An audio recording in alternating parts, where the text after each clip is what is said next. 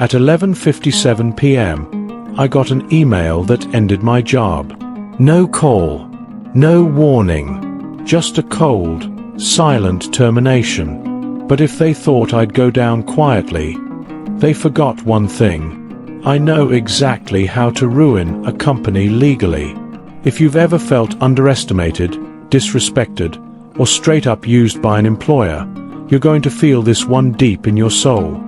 But you should stay here till the end. I was juggling two roles, my full-time job and a 1099 contractor position. The side gig brought in an extra $3,000 per month, and I was doing both flawlessly.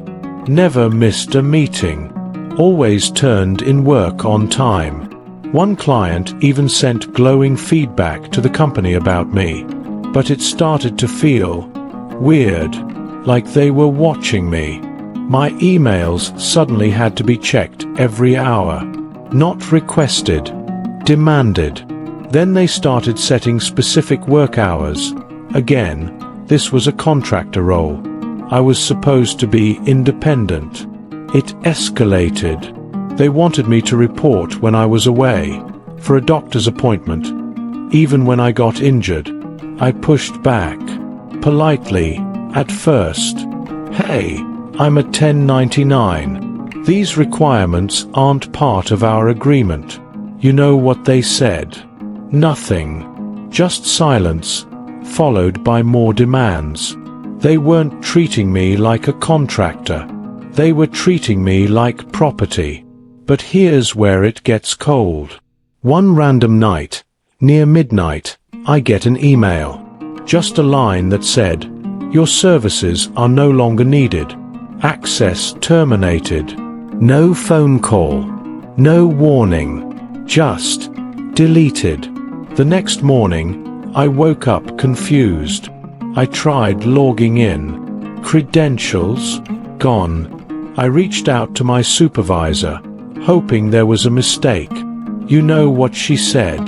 Check your personal email, if you even do that. That was it. That was the goodbye after all the work I'd put in. No humanity. No decency. I sat there staring at my screen, hands shaking, chest tight, this cocktail of shock, anger, and something worse, disrespect. But after a few days of replaying everything, I stopped feeling sorry for myself. Because then it hit me. They were breaking the law. See, there are strict rules in the US that define what a 1099 contractor is, and I met none of them. As a 1099, you're supposed to have control over how and when you work. You're not supposed to be micromanaged, assigned hours, or punished for overtime. But these people had full control over my schedule, attendance, and workload, all while dodging taxes and avoiding employee benefits. They were exploiting the system, and they were betting on no one calling them out. Well, surprise. I compiled everything. Emails with their demands, screenshots of assigned schedules, notes from meetings. The termination email timestamped 11:57 p.m. Then I visited the IRS website. Turns out, there's a clear way to report companies that misclassify employees.